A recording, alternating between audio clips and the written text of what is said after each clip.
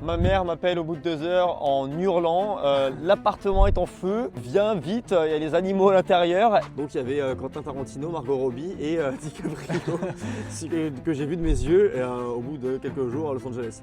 Donc j'ai commencé à diffuser c'est quoi la vie d'être un assistant de milliardaire avec tous les hauts, parce qu'il n'y a pas vraiment de bas. Tu t'adaptes vite à la vie de riche généralement. Quand tu viens d'une famille assez modeste, que tu n'as jamais vraiment roulé sur l'or, quand tu peux rouler dans une Lamborghini tous les jours et être dans une villa à 15 millions, tu commences à bien kiffer la vie. Mon salaire annuel, elle le mettait sur une main de blackjack. Quand tu traînes avec des personnes riches, généralement c'est un truc de riche, la cocaïne, et tu commences par prendre une fois par semaine, après 2 fois, et après elle commence à bien kiffer le fait d'avoir une caméra sur elle tout le temps, et machinalement elle m'a sorti $1 sur une table. Je peux vite déchanter et finir au ras des pâquerettes et dans des situations excellentes.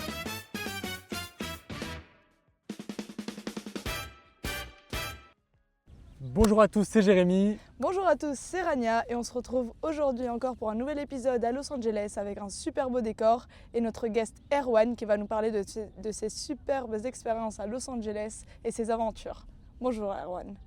Bonjour à toi Erwan. Salut. Ravi de t'accueillir sur le podcast. Merci beaucoup. Donc tu vas nous parler aujourd'hui de tes expériences, de ton expérience à Los Angeles. C'est ça. Pour commencer, première question, est-ce que déjà, si jamais tu avais su tout ce que tu sais aujourd'hui et tout ce que tu as vécu à Los Angeles, est-ce que tu serais quand même parti? Ah ouais, totalement. Vraiment, je pense que vous voyez bien le décor, il est quand même assez cool. On a 300 jours de soleil par an. Et malgré tout ce qui arrive dans ma vie, je suis quand même peut-être mieux à Los Angeles que je le serais si j'étais en France. Ouais, c'est une ville incroyable. C'est ça. Et puis tu nous disais tout à l'heure que c'est vrai que tu as beaucoup bougé pendant toute ta vie. Là aujourd'hui ça fait 8 ans que tu es là, je pense que tu as trouvé ta place ici. Ouais, maintenant je suis bien implanté. Mais on sait jamais parce que je commence à discuter avec ma copine de peut-être partir en Australie l'année prochaine. Donc Okay. ce sera peut-être des nouvelles aventures parce que ça fait 8 ans que je suis ici maintenant. Donc c'est pas que j'ai vite fait le tour, mais je suis pas quelqu'un qui aime bien rester sur place trop le temps, mais j'aurai toujours une attache à Los Angeles. Bien sûr. Bon alors si on revient un petit peu au début, tu es né à Auxerre, tes parents se séparent à 12 ans, tu dis que ça t'a un petit peu chamboulé, tu pars après sur Paris. Est-ce que tu peux nous parler de toi justement un petit peu adolescent? Est-ce que tu étais plutôt introverti, extraverti? Alors moi, mon adolescence, elle est très simple, elle se résume à un jeu vidéo qui s'appelle Dofus. Parce que il y a moyen que tu connaisses. Je connais, ouais. J'ai passé toute mon adolescence à jouer à Dofus du matin au soir. Vraiment, j'étais quelqu'un de très introverti, j'étais petit, mince. J'ai subi beaucoup d'harcèlement. Du coup, je préférais plus rester à la maison que de sortir ou jouer avec des copains. J'étais vraiment très introverti, très timide et très chétif, très petit. Ouais, c'est vrai que ça paraît un petit peu bizarre quand on voit maintenant que tu es sur les réseaux sociaux, mais c'est que tu as beaucoup évolué. Ouais, j'ai beaucoup évolué. Ouais, non, mais mon adolescence, c'était pas une des plus drôles. Ouais. J'ai vécu beaucoup d'harcèlement au point que je voulais même plus aller à l'école. Et ouais, c'est juste parce que c'est des jeunes qui me tapaient dessus tout le temps, H24, c'est des bullies comme on dit. Ouais. Et ouais, c'était pas les souvenirs que j'ai les meilleurs de toute ma vie, peut-être c'est un des pires. Ça m'a laissé pas mal de traumatisme par rapport à tout l'aspect social, de comment parler avec les gens, comment agir avec les gens.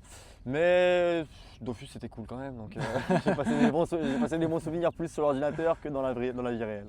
Ouais, donc dans le malheur il y avait quand même du bonheur. Exactement. Super. Après on arrive à ton bac. C'est vrai que ta vie c'est un petit peu un film. Le jour de ton bac, tu m'as dit que ton appartement avait pris feu, c'est ça? J'ai retrouvé même l'article pour toi. Il y a un article de presse que je vais pouvoir te montrer. Est-ce que tu peux nous raconter ce qui s'est passé? Comment est-ce que ça s'est déclenché ce feu? Alors en gros, j'étais en bac pro commerce. Un très cher matin, j'avais mes épreuves de bac d'oral. Donc je me dirige au lycée vers 8 h du matin pour étudier un petit peu avant mes épreuves. Et ma mère m'appelle au bout de 2 heures en hurlant l'appartement est en feu. Viens vite, il y a les animaux à l'intérieur et surtout il y avait mon ordinateur, enfin surtout il y avait les animaux, mais il y avait aussi mon ordinateur avec du coup tous mes trucs de bac que je devais rendre la semaine d'après, vu qu'au début c'était les orales et après c'était les périodes écrites. Du coup avant mes épreuves je cours chez moi, j'habitais à 5 minutes à pied donc c'était pas trop loin et depuis le bas du bâtiment malheureusement j'ai vu l'appartement en feu et le feu s'est amené à cause du lave-vaisselle qui a pris feu. Donc dans notre malheur, ce qui était bien, c'est que ça aurait pu arriver la nuit, donc ça aurait été un petit peu plus problématique. Je ne sais pas si je serais là pour en parler. Ouais. Mais ouais, donc l'appartement a cramé, mon ordinateur a cramé et je suis retourné du coup au lycée 2 heures après, avec de la suée partout sur moi, en tremblant, en sentant hyper mauvais, pour expliquer à mes professeurs que malencontreusement mon appartement venait de cramer. Donc c'est pas, je sais que des fois les gens ils aiment bien trouver des excuses en mode genre ouais mon chien a mangé mon devoir. Bah non, maman, c'était mon appartement qui a cramé et c'était vrai. Et pour une fois, c'était vrai, mais t'en étais la preuve vivante. C'est ça. Il y a même un article, je t'enverrai le lien. Il y a un article dans l'Union Républicaine qui est le journal de mon département avec une belle photo de la façade de l'appartement qui est cramée. Et bon, on mettra l'article en description pour ceux qui veulent le lire également. Donc on reprend, on a été coupé par les hélicoptères, c'est vraiment LA. Les aléas du direct. C'est ça, juste à côté des lettres Hollywood. Donc je voulais te demander justement, après le bac, comment est-ce que ça se passe? Tu fais une année de césure, tu travailles dans une imprimerie à Darty, et c'est pour toi l'année révélatrice qu'il faut que tu changes de vie. Totalement. Alors moi, ce qu'il faut savoir, c'est que je ne viens pas d'une famille riche, donc pour pouvoir me payer mes études après le bac, j'avais décidé de travailler, mais je me suis vite rendu compte que travailler tous les soirs en imprimerie, c'était pas un plan de carrière très cool. Et ensuite, j'ai travaillé à Darty, malgré que j'ai eu des collègues très bien.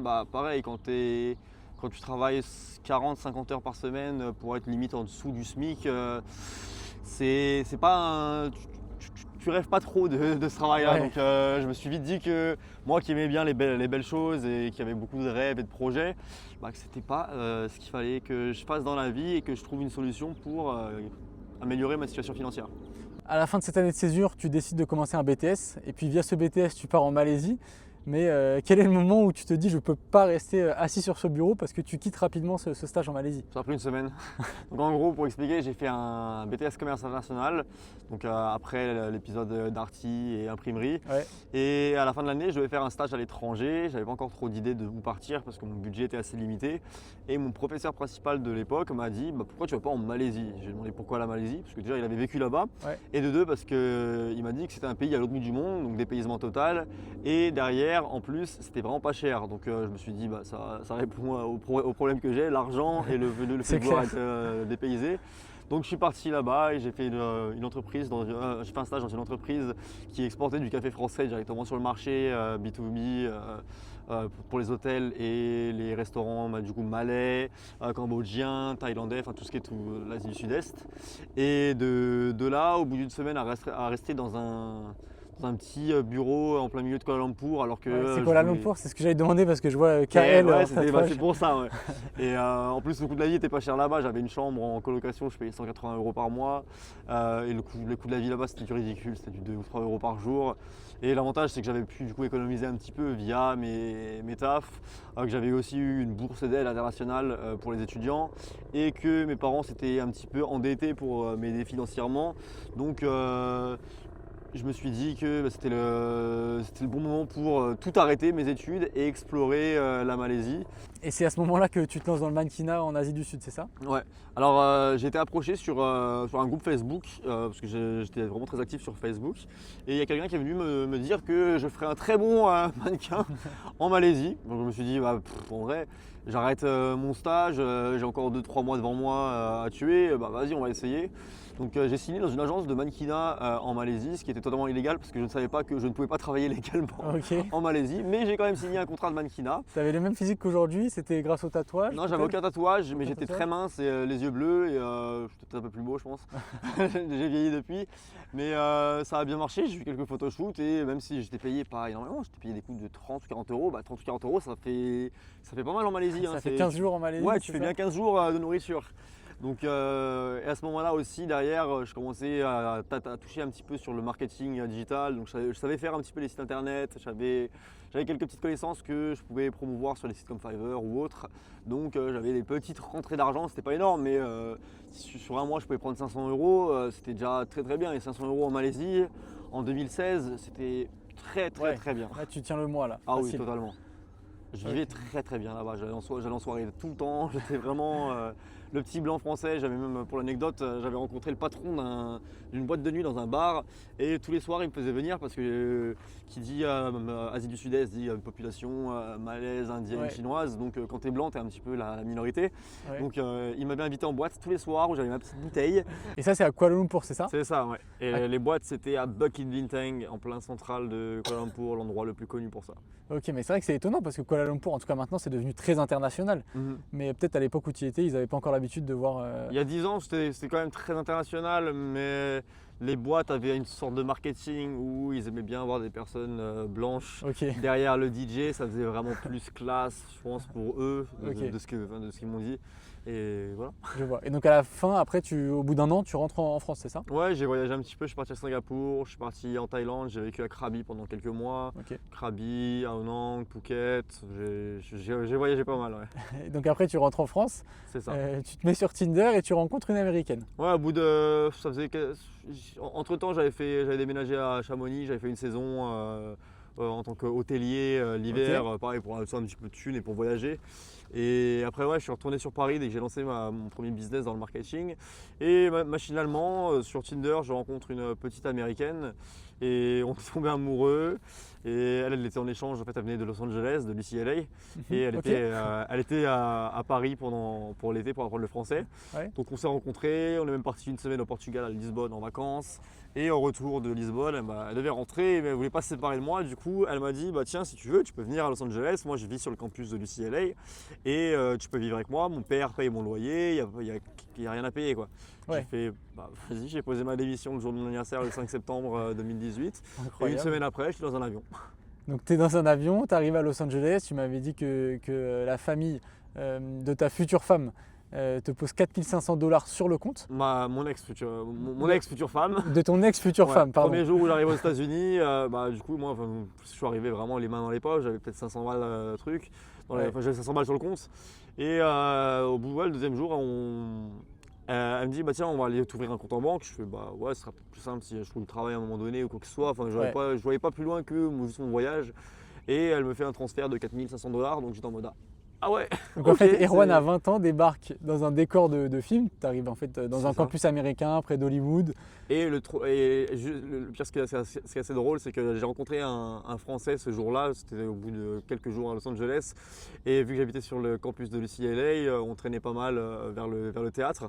Et un jour, je pense que tu as vu le film Once Upon a Time in Hollywood. Bien sûr. Bon, donc j'ai été sur le tournage là où ils sont sur la scène du théâtre à Bruns Theater Ok. à Oui, Westwood. ouais. Donc il y avait Quentin Tarantino, Margot Robbie et DiCaprio que j'ai vu de mes yeux au bout de quelques jours à Los Angeles. Ouais, mais en plus, il y a souvent des avant-premières là-bas. On voit souvent Ouais, des et acteurs. là en fait c'est le tournage, c'était C'était vraiment le le tournage. tournage du film.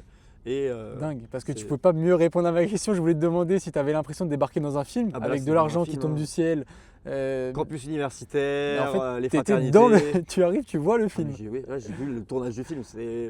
J'ai eu du temps à accepter le fait que c'était une ville réelle, que c'était pas que dans les films. Parce qu'en plus, même avec le UCLA, les soirées dans les fratres, Ouais. première soirée où j'arrive, je me mets une caisse, vraiment comme dans les films, on fait Ouais, des bah. jeux d'alcool ou avec l'entonnoir, avec les trucs où on te met de l'alcool dedans. C'est juste en mode, Ouais. tu vois ça que sur High School Musical. Dans C'est les ça, films, mais moi c'est ce que je voyais dans les films et je voulais le vivre un petit peu dans la vraie vie. C'est pour ça que j'avais fait ce semestre à UCL et en effet, c'est comme dans les films. Exactement. C'est incroyable. Donc 2 mois après ton arrivée, tu décides de te marier. Est-ce qu'aujourd'hui, avec du recul, tu penses que c'était une décision un petit peu prématurée? Comment est-ce que tu as pris cette décision de se marier aussi vite en fait? Bah alors, vu que pour moi j'étais dans un film, il n'y avait pas trop de. J'avais perdu un peu pied avec la réalité et de base c'était devenu de son idée à elle de se marier parce qu'on était amoureux, elle voulait que je reste et sauf qu'avec les stats je peux rester que 3 mois aux États-Unis. C'est ça. Donc elle a décidé qu'on allait se marier pour que je puisse rester avec un visa valide. Et pour moi, ok j'étais amoureux, mais clairement c'était un peu du 50-50, du 50-50, on s'aimait, mais je savais pas que ça allait durer plus d'1 an ou même plus de 6 mois. Et derrière, du fait que je pouvais obtenir un visa en me mariant, ça a facilité les choses si je voulais rester avec cette fille-là. Du coup, on s'est marié le 27 novembre 2018. Ouais, et donc ça t'a aussi donné le droit de travailler, C'est le ça, permis de travailler. Tu commences en tant que traducteur de jeux vidéo, c'est ça. c'est ça. Et c'est quoi, est-ce que tu peux nous parler un petit peu d'une journée type en tant que traducteur de jeux vidéo à Los Angeles? Alors c'était mon premier travail, ce qui était vraiment cool parce que les premiers mois, du coup, vu que je n'avais pas de visa de travail, je ne pouvais pas travailler. Du coup, je passais mes journées avec les mecs de la frat à boire et donc c'était pas C'était cool, hein, en soi, vraiment, quand tu as 22 ans, que tu viens d'arriver aux États-Unis, qu'il fait beau tous les jours. Ouais, mais c'est pas viable sur le long terme. C'est pas viable sur le long terme. Donc, mon premier travail, c'était traducteur de jeux vidéo pour une entreprise qui était située à Santa Monica. Mon travail, c'était de vérifier les traductions d'un jeu qui était traduit déjà de base de japonais à l'anglais et de l'anglais au français, mais c'est avec Google Traduction. Du coup, mon travail, c'était de repérer les bugs de langage. Ok. Du coup, j'étais payé à jouer aux jeux vidéo toute la journée, de 11h du matin à 6h du soir. Jouer aux jeux vidéo, noter les erreurs de français, les noter directement sur un log sur l'ordinateur. Et j'ai fait ça pendant quasiment un an. En fait, on est toujours dans un film. Tu étais à LA et tu es payé pour jouer aux jeux vidéo. C'est moi qui est grand gamer, moi, comme je te dis, moi qui ai joué à Dofus toute mon enfance, Ouais. je me suis dit, putain, c'est la bonne planque. Après, en plus, vu que c'était à cette époque-là, j'avais pas encore de grosses étapes de ma vie qui étaient passées, donc j'avais encore les pieds sur terre au niveau de l'argent. Donc même si j'étais payé au minimum qui était 14 $ de l'heure, je prenais quand même un petit soit 3000 $ par mois. Donc Ouais. ça paraît beaucoup pour les Français qui nous regardent, mais à Los Angeles, Ça part très vite. c'est 3000 $, c'est même pas de la survie, c'est très compliqué. Mais au moins, j'avais un travail, je gagnais ma vie et je faisais quelque chose que j'aimais. Ouais. Et donc après, tu décides de te lancer en freelance en marketing, toujours à LA. C'est ça. Comment est-ce que tu passes de jeux de vidéo, de traducteur de jeux vidéo à freelance marketing? Tu avais déjà ces bases que tu avais développées en France, c'est ça? C'est ça, j'avais les bases que j'avais explorées en France, plus je suis assez autodidacte dans le sens où j'apprends tout de moi-même. Et pour moi, la plus belle université et encyclopédie que je peux trouver, c'est YouTube. Donc j'ai appris directement de formateurs américains, de formateurs français. J'ai regardé des vidéos sur tout ce qui touchait au marché digital. Donc comment faire un site web, comment aider, comment développer des réseaux sociaux, enfin vraiment tout pour aider tout type de business à se développer directement sur l'internet, sachant que c'était en 2018-2019. Du coup, ça paraît pas si long, mais il y avait encore des techniques de grand marketing. Les gens avaient des sites vitrines très simples. Il n'y avait pas encore l'IA, il n'y avait pas encore tout ça. Ouais, c'est pas comme aujourd'hui. Ouais, et même je postais mes geeks sur Fiverr et j'ai commencé du coup à être freelance sur plusieurs plateformes comme Upwork. Et derrière aussi, je travaillais un petit peu à gauche à droite. Je faisais toujours des photoshoots où j'ai tourné dans quelques clips, j'ai tourné dans des publicités américaines. Enfin, j'étais toujours très débrouillard, donc là où il y avait de l'argent, j'allais le chercher. Ok, et pour ton activité là, de freelance marketing, c'était plutôt des clients américains ou français? Français généralement, Français. c'est que j'avais mon Facebook, donc j'avais quelques amis sur Facebook qui pouvaient me recommander des business à gauche à droite. Et derrière aussi quelques clients américains, mais j'avais toujours la barrière de la langue, c'est que mon anglais était, je pense, très très bien. Mais l'accent, que j'ai toujours d'ailleurs, était très très très élevé, donc il y avait quand même une petite barrière de la langue. Ouais. Puis le Covid arrive, donc le couple finalement avec cette américaine que tu avais rencontrée à Paris s'effondre, vous restez en bon terme malgré tout. Donc là tu as le choix de soit rester au final aux États-Unis, tu étais venu pour ton ex-femme, ou alors finalement rentrer en France. Qu'est-ce que tu choisis? Alors du coup le Covid est arrivé, on a divorcé parce que mettre deux personnes dans la même maison pendant 6 mois, sachant qu'on était tous les deux de base très, pas individualistes, mais on aimait bien avoir nos libertés, donc moi je passais mon temps dehors ou avec des amis, ça crée des tensions, du coup on a décidé de divorcer parce que ça ne marchait plus.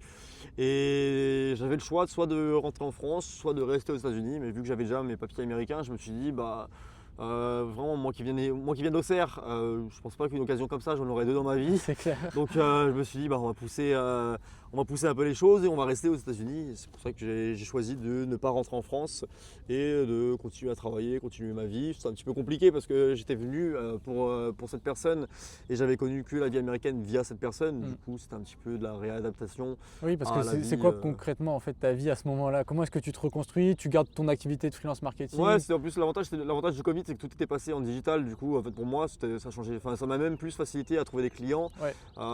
pour les entreprises qui galéraient un petit peu dans leur aspect physique des choses.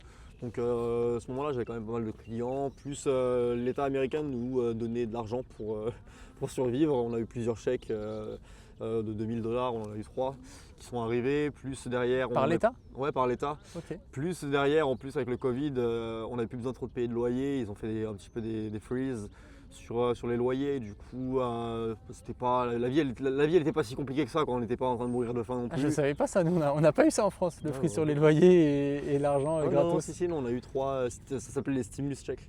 Ok, On en a eu, incroyable. ouais, c'était 1005. C'était pour 1008. tous les Américains et même ceux qui avaient leur green card. Ouais, en gros, quand tu as une green card, tu es considéré comme américain quasiment. Du moment que tu payes tes impôts tous les ans, bah, tu es considéré comme eux, quoi. Tu peux juste ne pas voter. Ok. Et t'avais déjà tu t'étais déjà lancé sur les réseaux sociaux à ce Non. moment-là ou pas encore? Pas du tout. Non, vraiment, je faisais quelques petites vidéos sur mon Instagram privé pour montrer la vie, la vie sous Covid aux États-Unis. Et c'est comme ça qu'après, je me suis lancé juste après. Puis après, tu rentres un petit peu par hasard dans le cercle du milliardaire. Concrètement, à quoi ressemblait justement ta vie en tant qu'assistant de milliardaire à ce moment-là? Alors ma vie, elle est vraiment passée du jeune homme français standard avec une vie assez bien rangée, avec un travail à gauche à droite. Vraiment, même si j'étais freelance, j'avais quand même des horaires que je respectais moi-même. Au jour où j'ai rencontré Madison, du coup la milliardaire de mes réseaux sociaux que tout le monde connaît. C'est comme ça aussi que tu t'es lancé sur les réseaux C'est sociaux? comme ça que je me suis lancé, ouais, c'est que je trouvais ça assez drôle de pouvoir montrer un petit peu ma vie qui était un petit peu différente. J'avais commencé au préalable un tout petit peu à montrer ma vie, c'est que je bossais dans le marketing, j'avais trouvé un petit travail dans une entreprise de costumes. Donc c'était au bord de la mer et mon bureau il était vraiment dans l'appartement du boss avec vue sur la mer. En fait j'avais commencé à documenter ça et à faire des vidéos sur c'est quoi la vie aux États-Unis. Et heureusement cette personne est entrée dans ma vie. Donc j'ai commencé à diffuser c'est quoi la vie d'être un assistant de milliardaire avec tous les hauts parce qu'il n'y a pas vraiment de bas. Il n'y a pas trop de bas quand tu peux prendre une Lamborghini à 800 000 $ pour aller chercher un McDo ou que tu vas faire des courses au shop du coin avec une Rolls-Royce. J'ai commencé à documenter toute ma vie par rapport à ces. Ça a beaucoup plu, c'est comme ça que tu as explosé sur les réseaux? En fait, même pas, en fait, la première vidéo qui a vraiment explosé, c'est que j'ai eu de la chance. Je me suis mis sur TikTok, je crois, en février, et j'étais parti visiter le premier McDonald's du monde, qui était à Downey, c'est genre à 30 km de Los Angeles. Okay. Et machinalement, j'avais fait une vidéo parce que le McDonald's, il est resté comme à l'époque. Donc il y a un petit musée à l'intérieur, il te montre des artefacts de comment étaient les tenues avant, quel prix étaient les choses. Donc j'avais fait juste une petite vidéo comme ça, machinalement, où je me filmais. Ouais, c'est vrai que ça intrigue. Ouais, c'était vraiment. En plus, j'avais 200 abonnés sur TikTok, mais j'aimais déjà bien, on va dire, avoir une bonne direction artistique de comment montrer les choses. Alors je sais pas, ça se trouve, je suis tombé peut-être sur ta vidéo. C'est ma vidéo qui s'est lancée le plus. Ou sur quelqu'un d'autre, mais il y a quelques semaines, je suis retombé sur la vidéo du premier McDonald's. Il y a moyen, elle est encore en ligne. Et du coup, un soir, machinalement, je postais cette vidéo là, parce qu'avec le décalage horaire, je postais ça vers 11h du soir à Los Angeles, donc c'était vers 8h du matin en France. Je vais me coucher, je me réveille, je vois que mon téléphone est bombardé de notifications et en plus ça continuait, c'était à l'époque où il n'y avait pas encore vous avez reçu 10 000 likes, c'était un par un. Un par un et mon portable ne s'arrêtait pas, j'ai mis 10 minutes à essayer d'accéder à l'application. Je fais attends, il y a un problème là. Et je vois les notifications, je vois le truc d'abonnement plus 99 plus et le commentaire pareil, tout ça. Je vais machinalement sur mon profil et je vois que j'étais passé à 12 000 abonnés en une nuit. Donc je suis passé de 200 abonnés à 12 000. Et la vidéo fait combien de vues? Et la vidéo, elle avait déjà 1,6 million. Ah ouais. Et de là, en fait, j'ai fait ah c'est cool en fait. Une vidéo m'a rapporté 10 000 abonnés. Et c'est tombé exactement au moment où TikTok te proposait de pouvoir être rémunéré grâce à la Creativity Beta Programme. Donc les vidéos de plus d'une minute. Donc là, j'ai tartiné les vidéos d'une minute. Je parlais de tout, je montrais ma vie, j'allais faire les courses. Je faisais vraiment le paparazzi de tout. Ouais. Et en plus, c'est intriguant d'être dans la vie d'une milliardaire comme ça, assistant. De montrer tout ce que nous, en tout cas français classiques, on n'a pas forcément l'occasion de voir au quotidien. Plus l'avantage, c'est que la vidéo du McDo, c'était juste avant que je rencontre la milliardaire. Donc en vrai, c'est tombé vraiment au moment parfait. Donc j'avais déjà une base d'abonnés. Et de là, je suis passé de 12 000 abonnés à 300 000 en 6 mois. Ouais, tu as eu le boost de visibilité au bon moment en fait. Ouais, c'est tombé parfaitement. Et en plus, j'étais rémunéré pour faire des vidéos. Et la rémunération, vraiment, j'ai aucun problème, aucun tabou avec l'argent. Les premiers mois, j'avais fait 4 500, le deuxième mois, j'étais monté à 6 000 et crescendo, au bout de 6 mois, j'étais à 12 à 15 000 par mois. Donc, super. Plus mon salaire d'assistant de milliardaire. Donc, ça se cumule. Ça cumule, c'était une belle époque. Ouais. En plus, tu t'adaptes vite à la vie de riche généralement.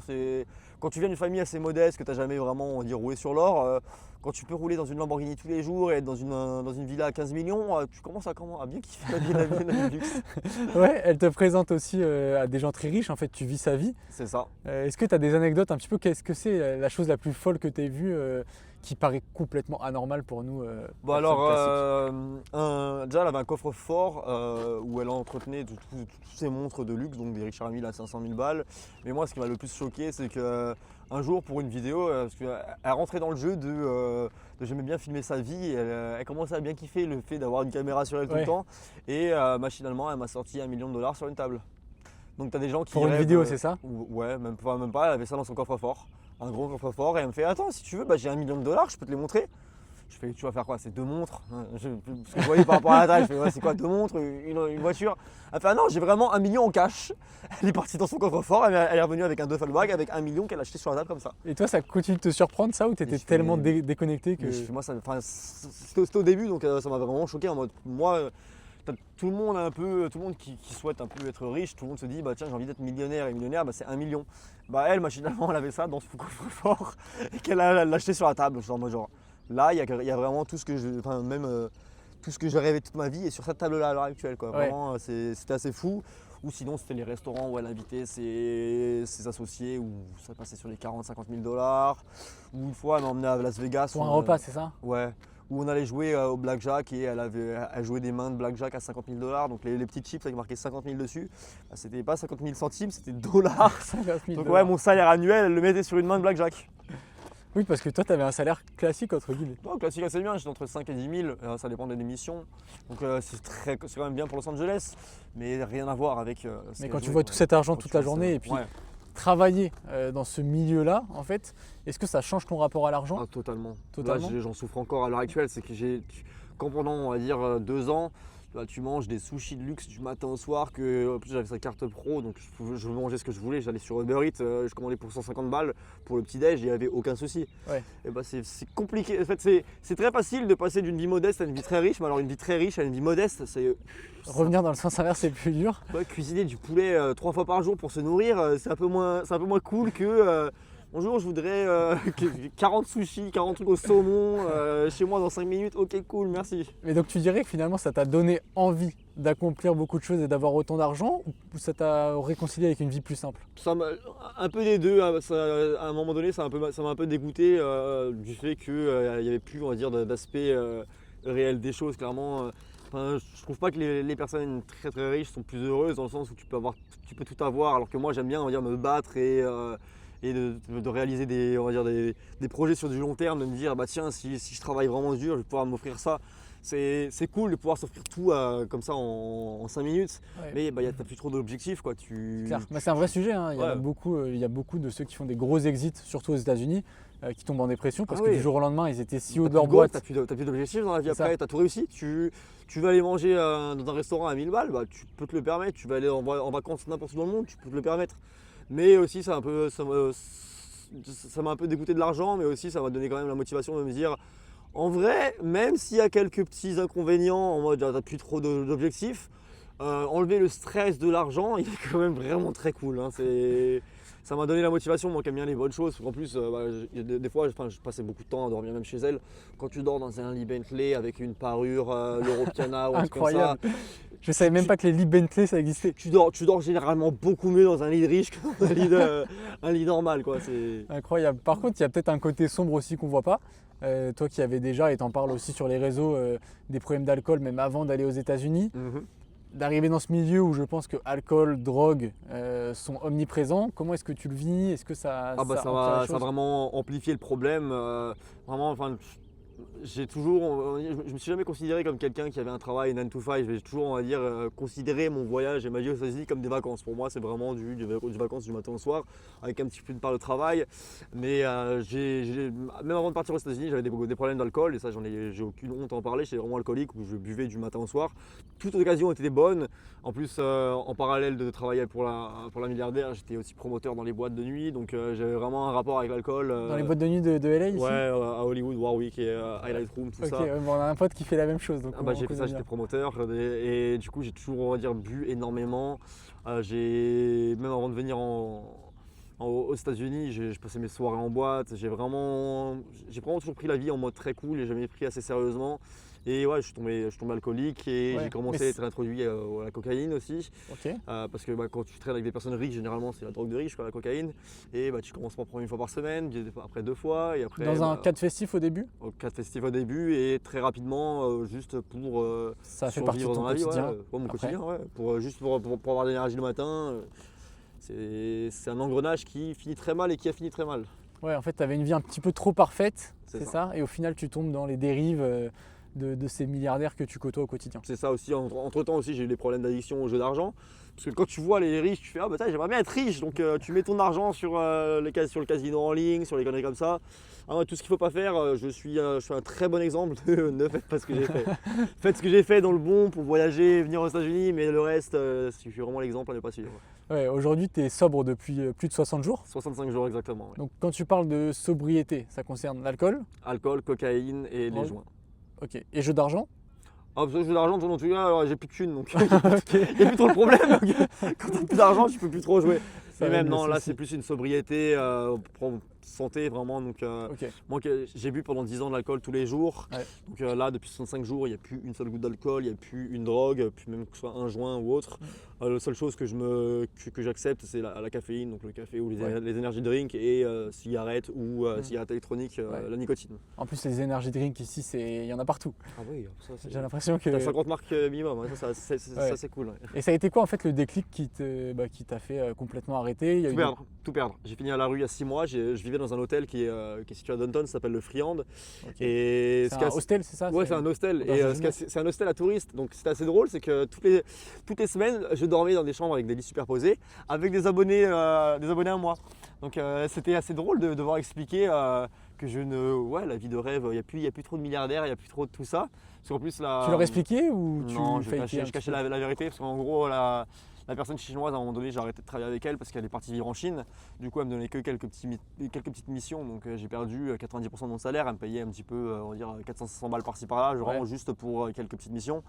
Et la descente aux enfers à cause des drogues, alcool. Même TikTok ne me payait plus, j'avais fait une dépression, j'avais arrêté de poster. Et Et puis même le peu d'argent en fait au final que Plus tu rien, avais, moi, ça passait dans financer la Ouais, cocaïne. j'ai aucune honte à dire que j'étais un riche pauvre, je gagnais quand même bien ma vie, j'ai toujours gagné entre 5 et 10 000 par mois, mais à mon pic de consommation de cocaïne, j'ai tourné entre 4 et 5 000 par mois en cocaïne seulement. Ouais. Donc, Alors je n'ai pas du tout la notion de l'argent avec la cocaïne, donc je ne sais pas ce que ça peut représenter. Je m'en mettais dans le nez du matin au soir. J'étais vraiment éclaté du matin au soir. Et au final, ouais, pour revenir à l'épisode, j'ai fini à la rue, à dormir dans un hostel où je payais 150 $ la semaine pour être en lit superposé. Et je tombais très souvent sur des abonnés à moi, vu que c'est l'hostel le plus connu de Los Angeles. Donc il y avait des abonnés à moi qui me disaient ah, mais tu fais quoi ici? Alors, elle est où la milliardaire? Elle est où la Rolls-Royce? Elle est où le Lamborghini? Il y en a plus, hein.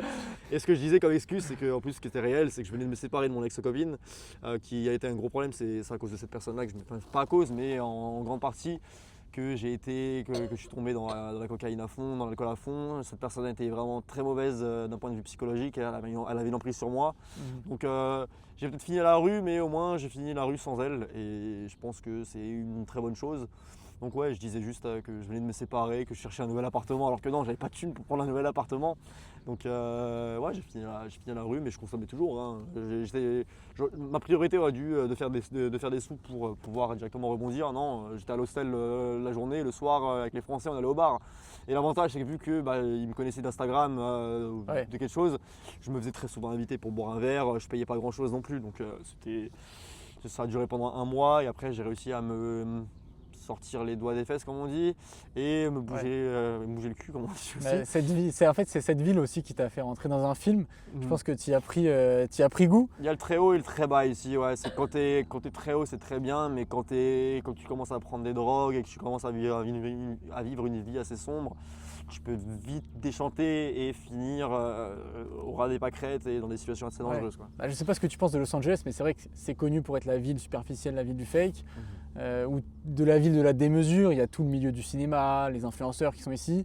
Donc voilà, il y a aussi les dérives. Et puis, Ah oui, parce que quand on parle de Los Angeles, on parle des beaux palmiers, de la belle vue, tout ça, mais c'est une ville qui choque les Français quand ils viennent. Quand vous allez à Downtown Los Angeles, il y a des tentes partout, il y a des personnes sans domicile vraiment partout. Il y a une très grosse différence entre les très riches et les très pauvres. c'est une ville à deux vitesses. Ah, c'est une ville à deux vitesses, ouais. Pour moi, c'est bête et méchant de dire ça, mais tu as la belle partie de Beverly Hills où c'est magnifique, et tu as le tiers-monde quand tu vas sur Downtown où tu as des épidémies de fentanyl, des tentes comme Skid Row. Skid Row, tu as des tentes partout. Mais en fait, j'ai l'impression que ces deux mondes ne se côtoient des fois même pas. Non, Parce jamais. que, Généralement, même les personnes qui vivent dans les high-rise à Downtown, généralement, ne sortent pas marcher. À Downtown, généralement, tu marches pas trop dans la rue. Les gens sont très déconnectés de ce qui se passe en bas de leur fenêtre. Ouais, en fait, en tant que touriste, comme on essaye de passer partout, on voit les deux côtés. Mais ceux Non, qui moi disent j'ai la vécu les Beverly deux, j'ai Hills, vécu le très haut et j'ai vécu ma première semaine dès que j'ai tout perdu, je dormais dans les parcs, j'ai dormi à Venice Beach plusieurs fois, au bord de la mer. J'ai côtoyé les deux et c'est pas drôle d'être du côté bas, vaut mieux viser le côté haut. ouais. Ouais, mais malgré tout, tu restes quand même un amoureux de cette ville de Los Angeles. Ah, totalement, vraiment. Cette ville m'a détruit, mais m'a bâti en même temps. Vraiment pour moi, ça fait 8 ans que je suis ici, je vous parle français, je reste français sur les papiers, mais j'ai plus la mentalité californienne maintenant. Ça fait 5 ans que je suis pas rentré en France. Ma compagne est américaine. Vraiment, je reste français parce que sur les réseaux je parle en français, mais maintenant je suis plus californien qu'autre chose. Ouais. Parce qu'en fait, t'es parti, c'était un petit peu par hasard. T'avais pas choisi Los Non, Angeles. j'avais jamais choisi.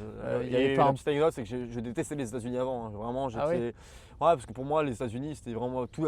J'avais tous les clichés en tête, des gens qui tirent sur les tornades, des personnes avec des problèmes d'obésité ou des personnes assez réduites mentalement. Et j'avais aucune envie de venir aux États-Unis. C'est juste parce que cette personne m'a dit, bah, tiens, j'habite à Los Angeles, tu veux venir? Elle aurait habité dans le Midwest, dans l'Ohio ou dans le Mississippi, j'y serais jamais allé. C'est juste parce Ouais. que Los Angeles, Ça fait rêver ça quand vendait même. un peu de rêve quand même. Donc Ouais. je me suis dit, vas-y, pourquoi pas. Bah là d'ailleurs on entend, hein, je pense qu'on entend d'ici, peut-être que vous entendez dans nos micros, il y a un hélicoptère, c'est vraiment le cliché de Los Angeles en fait. Ton aventure en fait c'est un petit peu le contraire d'un plan bien ficelé d'expatriation, mais ça fait quand même malgré tout 8 ans que tu es ici. Est-ce que pour toi c'est une raison valable de s'expatrier voilà, un petit peu par hasard, ou est-ce que tu conseilles de plutôt bien se préparer pour, Vraiment, chacun a sa personnalité. Moi, vraiment, j'ai toujours été un peu un Jean footiste. De me dire que vas-y, je vais y aller en freestyle et si ça passe, ça passe, si ça casse, ça casse. Vraiment, je conseille quand même de se préparer à l'avance parce que malgré que mon expérience, vraiment, j'ai aucun regret. J'ai quand même eu des passages difficiles que j'aurais bien aimé savoir au préalable, comme d'avoir une assurance santé quand tu viens aux États-Unis Ouais, ou des choses similaires. Après, chacun vit comme il le sent, mais vraiment, vaut mieux être un minimum préparé parce Ouais. que j'ai l'avantage d'être très autonome quand même, donc j'arrive à rebondir même s'il y avait des situations assez compliquées. Mais il y a des personnes qui sont aussi différentes, donc c'est toujours mieux de ne pas faire comme moi, prendre un billet d'avion avec 500 balles dans les poches à Ouais. 22 ans. et puis la santé, là tu parlais de la santé, ça a dû te choquer. J'ai vu que aux États-Unis les montants sont vraiment exorbitants. J'ai vu que tu avais peut-être mis quelques vidéos, tu as Moi, reçu j'ai des à peu près- factures assez salées. Ah oui, au total, après, j'ai pas payé tout ce que je vais t'annoncer parce que tu peux aussi réduire, tu peux demander tes factures qui soient détaillées, tu peux réduire, tu peux négocier. Tu peux négocier l'hôpital aux États-Unis. C'est ça, dingue, drôle. il n'y a que dans ce Donc, pays qu'on peut faire ouais, ça. mais en grosso modo, avec mes soins, si je dis pas de bêtises, je suis à plus de 100 000 dollars on va dire de facturé par rapport à mes soins. Sur 8 ans, Sur 8 ans. Ouais, non, là, c'est mes 5 premières années, il n'y avait jamais eu de problème. Ouais, C'est donc c'est sur 2 ans, hein, je dirais. c'est les États-Unis, c'est que quand tout va bien, et je pense que c'est le principe du pays en fait, quand tout Ouais. va bien, tout va bien. Quand on va mal. Ouais. Et quand il y a quelques galères, Ah, là, c'est on- un jour tout peut aller très bien et un jour tu peux te casser la gueule et qu'aussi un jour d'après tu peux aller beaucoup mieux. C'est ce que j'ai réussi à faire. J'ai réussi à sortir de la rue et maintenant tout Ouais. va beaucoup mieux. si tu devais résumer un petit peu pour finir ce que Los Angeles t'a appris finalement, qu'est-ce que tu dirais? Que c'est. On m'a appris tellement de choses. Si je le placer sur un mot, je dirais que c'est une ville qui est incroyable, mais il faut faire très attention à tes fréquentations, à ta consommation d'alcool ou de drogue. Ça peut être la ville qui va changer ta vie ou ça peut être la ville qui va te détruire. Il y a beaucoup de personnes qui ont été détruites par cette ville parce que c'est une mentalité différente, c'est très speed. Mais pour moi, c'est ma ville préférée, Los Angeles. Ouais. Je ne me vois pas ailleurs pour l'instant, quoi. Peut-être à un moment donné, ça changera.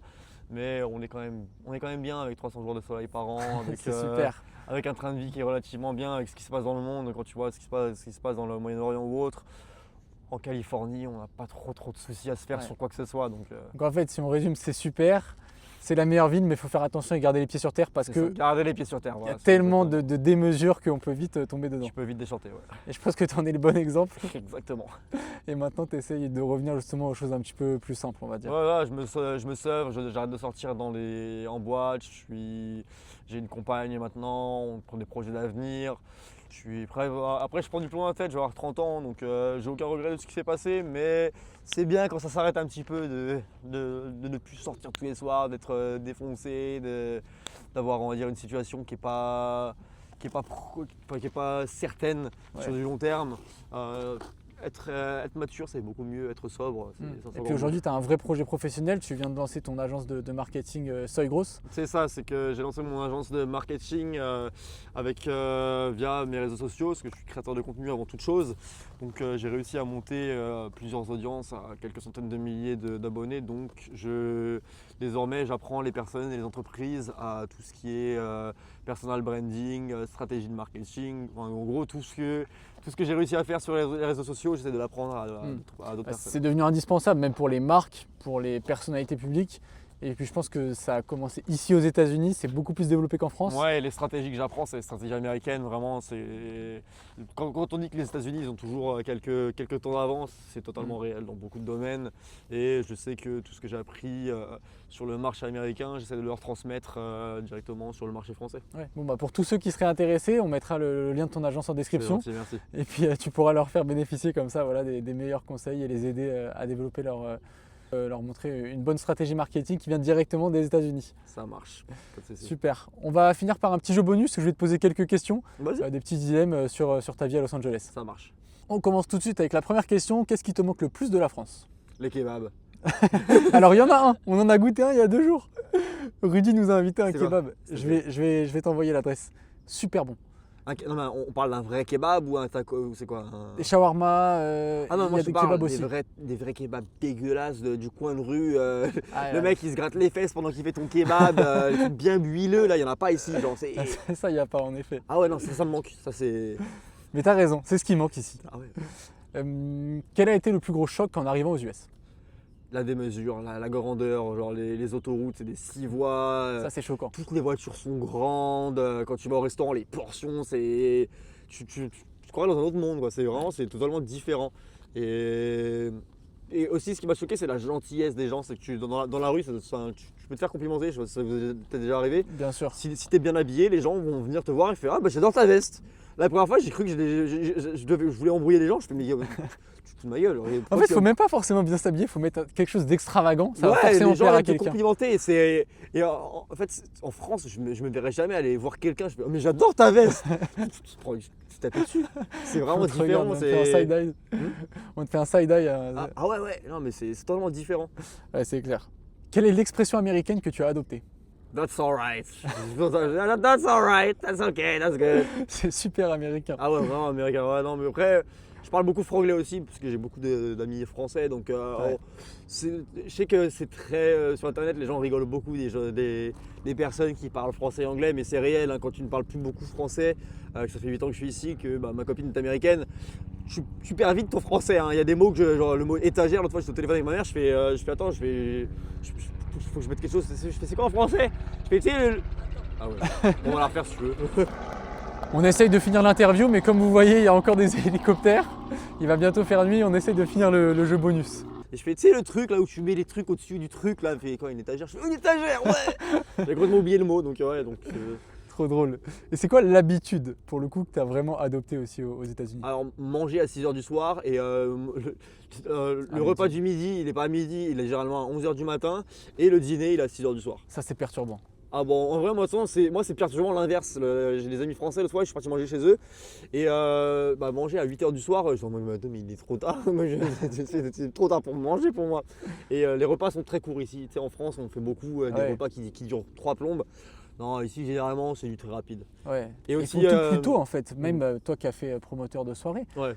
elles ferment à 2h les boîtes ici. Ouais, les boîtes de nuit, c'est vraiment très cool. C'est que même si tu dors à 2h30, tu peux quand même être frais vers 8h du matin, quoi.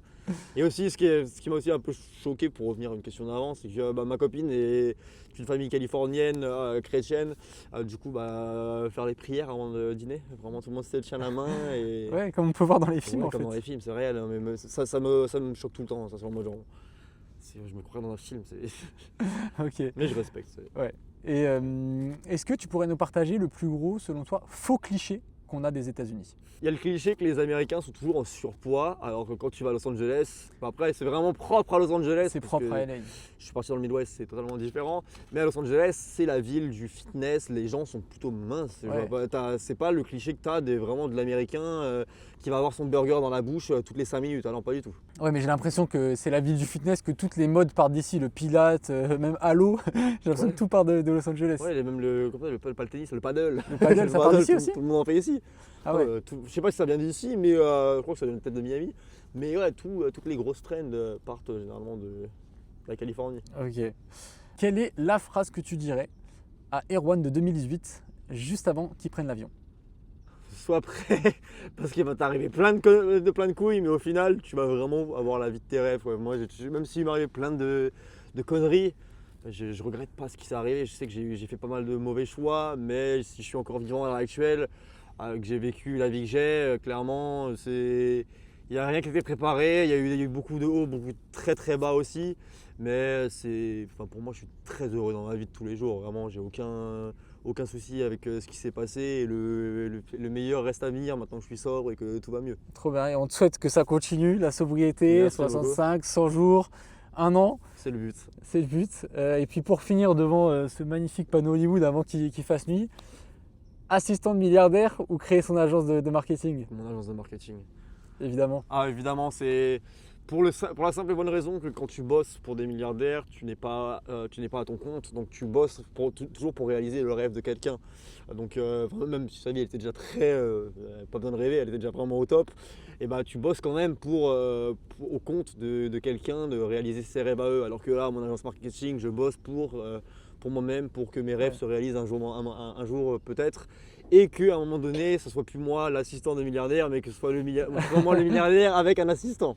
Même millionnaire déjà pour commencer, ce serait pas mal. Trop bien. Bon, on conclut là-dessus. Merci beaucoup Erwan Merci d'avoir à vous. accepté l'invitation sur le podcast, Pas de soucis. d'avoir tourné en extérieur. C'était pas facile, il y a eu beaucoup d'aléas, Mais c'était cool. franchement. mais c'était Pour super mon premier cool. podcast, incroyable. Podcast Merci très à vous. nature, on est accroupis. Donc merci encore. Et puis on se retrouve dans 2 semaines pour un prochain épisode, encore en Californie. Ciao, ciao!